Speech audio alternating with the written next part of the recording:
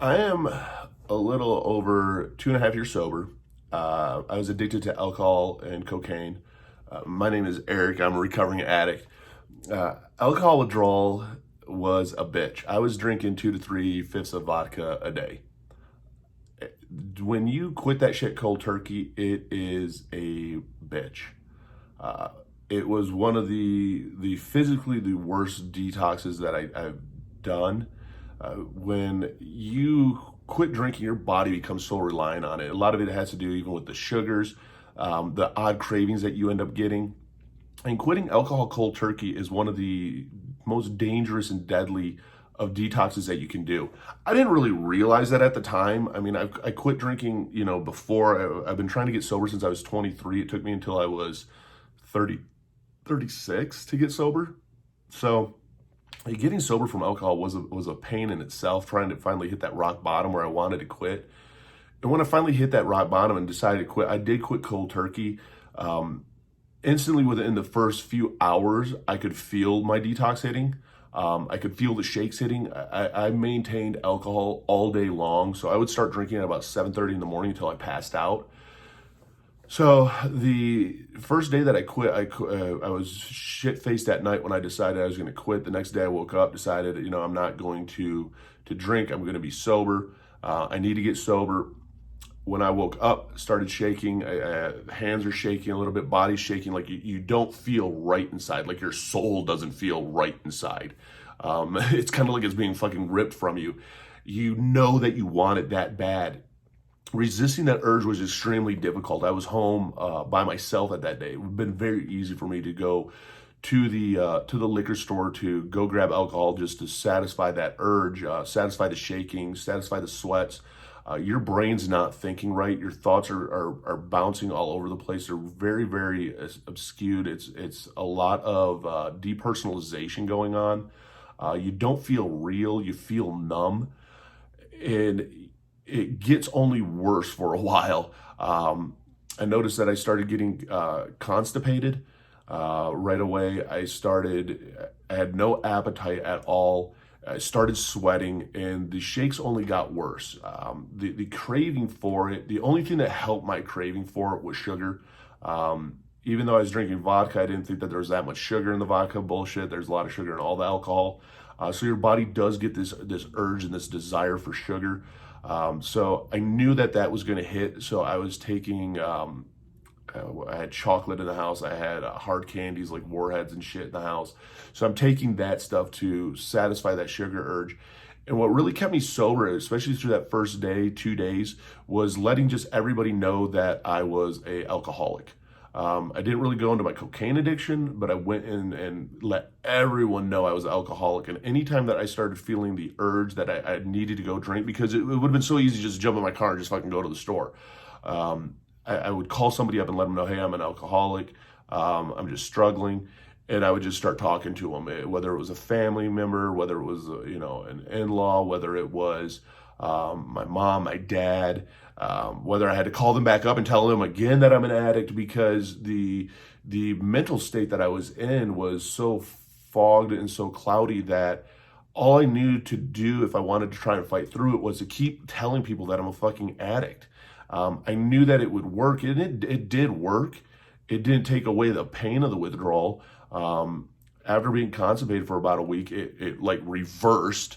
You notice body weight drop right away. I mean, for the first couple weeks that that I'd stopped drinking, I was losing 5-6 pounds a week. Which a lot of times when you meet somebody who is an alcoholic, even when it was with me, I mean, alcohol and cocaine, you typically think, okay, you're probably pretty fucking skinny. No, mine for whatever reason, I had this undesirable like urge to eat. When I got sober, I had no urge to eat.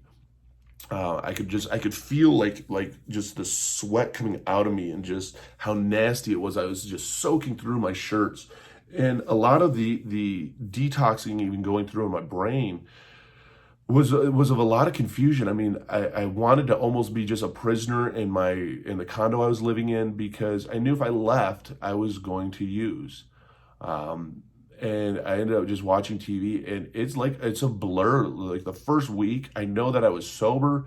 I remember calling a bunch of people, but like what I did, like doing nothing in the house, I don't even know. I know I watched a bunch of TV. I didn't play video games. I didn't do any of that shit. I smoked a lot of cigarettes. Was really freaking out. Just knew that I needed to change my life. I had a lot of different stress going on at the time also, of just trying to put shit together. And sleep became really, really difficult too. I needed Advil PM to help me sleep, white noise to help me sleep, because I wasn't sleeping. I was used to my sleep cycle was until when I passed out. And I always thought, when I passed out, oh, I got a good deep night's sleep. You don't have a good sleep when you are passed out. It's not a good REM sleep. So I know I was exhausted. I would be tired, but I couldn't sleep. I could feel my body tired. I could feel my brain tired, but I couldn't sleep. And then when I would wake up, I'd just be in a puddle of fucking sweat as all this shit was leaving my body. And the physical detox part of it lasted a good couple weeks.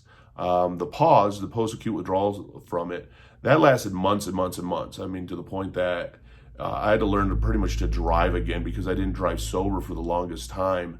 I had a lot of anxiety. I could feel the anxiety building up in me, and it's hard to explain because as you're getting sober, the anxiety is just this massive fear of everything, like you're relearning everything. Because when you're drunk, you don't remember anything, and you kind of go through the motions, and I gave no fucks when I was messed up. When I got sober, though, everything became real, and it was real present, too. Like, what the fuck do I do here? I became so afraid of stupid things like leaving on the stove burners, stuff blowing up in the fucking microwave. I mean, it was just weird shit that I'd be like double checking and triple checking because it was like my memory was shot for a little bit. Like it was very spotty and sporadic because I would be sitting there and be like, oh shit, did I do this? Sticking to a routine actually kind of helped me through that. And I didn't go to meetings right away either. I didn't go to AA meetings for I was almost a week sober by the first time I went to an AA meeting. I knew that I needed to go. I didn't believe in it much at the time, but I knew that I needed to get back into it. I needed to go. So I did start going to them, and they helped tremendously. I mean, that helped me tremendously, knowing that the shit that I was going through, I wasn't alone. After about 4 or 5 days of being constipated, I wasn't constipated anymore. I mean, anything that went into me went right the fuck out of me. And it took, I would say, man, almost a week for the fucking shakes to stop. And it took even longer for the sweats to stop. Probably a little over even a week for my sweats to stop as my body was just letting this shit out. And I'm popping candy left and right, just trying to keep that sugar fed. And I really struggled with the anxiety side of it. I started getting back on my meds and using my meds correctly, which did help some. But having that support through it made a difference. And even just sharing, like, I mean, I remember just sitting there, like, rocking myself going, there's something not right with my brain.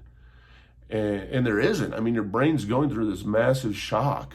And it was a lot of just sadness, a lot of depression crept in, a lot of anxiety crept in. It wasn't suicidal at that time. It was more like the sadness and even realization of how much I ruined and destroyed my life, of going, fuck, I have to put all this back together again, you stupid fuck. And I mean, it was very, very self-defeating. So going through that withdrawal, I mean, from just a couple hours in to a couple weeks later, I mean, was probably the worst of it. The anxiety and the mental part, that pretty much got over a couple months later. Wasn't nearly as bad as when you have it all mixed together and you're going through the bullshit. Because, I mean, it's that easy to relapse because you know that with just a couple drinks, you're going to take away all that pain and all the bullshit that you're going through. So getting in with AA was huge. Going and talking to other addicts was really important to me, and having people that understood me, because if you're getting sober and you're around people that have never been addicted, they don't get it. They don't understand. You're trying to explain it to them, and it makes zero sense to them.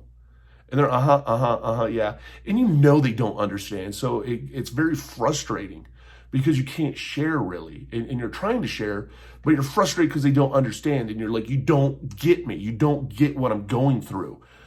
So getting around people that do understand that, understand the shakes, understand the sweats, understand that you can't sleep and you want to pull your throat out and your heart out and you're just, oh, and the mood swings of ups and the downs and the ups and the downs. And then all of a sudden you're stoked that, you've been 48 hours sober. And then all of a sudden you're pissed off because you're like, fuck, dude, if I'm only 48 hours sober, I could fix this all right now if I had a drink. They don't get that internal battle and struggle like other addicts do. So surround yourself with people sober. If you're fighting to get sober, surround yourself with other people that are sober, because they're going to understand. And that positive reinforcement of just knowing that somebody understands, man, makes a huge difference. Huge difference. So anybody out there going through, addiction, trying to get sober, dude, you can do it. You have to get to that point that you want it. You got to do it for you. You try different meetings out there. It's trial and error to find out what works for you. I mean, this is what inspired me to start my nonprofit, Driven Together, bridging the gap between a crisis hotline and therapy. If you haven't hit that like and subscribe button, hit the like and subscribe button. Comment down below. I'd love to hear what it is that you've went through, because the more that we share about our addictions, the more that nobody goes through it alone, the more that nobody has to struggle with it, because that is the biggest fight, is struggling through this bullshit, and knowing that we're not alone in it. Down below, even I have links to different things on Amazon, like fidget spinners and fidget cubes I use this stuff to help me with my anxiety, because I still struggle with it. I'm diagnosed with GAD. And I'm not a doctor, I'm not a counselor, I give a shit, and I don't want anyone to go it alone. I even have a link down below for BetterHelp if you want to try online therapy, because it's trial and error to find out what works for you. And what works for me might not work for you, and vice versa, but it's that whole process of finding out what works for you. If you haven't hit the like and subscribe button, hit that, and just remember that you're a BAMF. You're a badass motherfucker. You made it through 100% of your worst days to make it through 2 today, and you got this.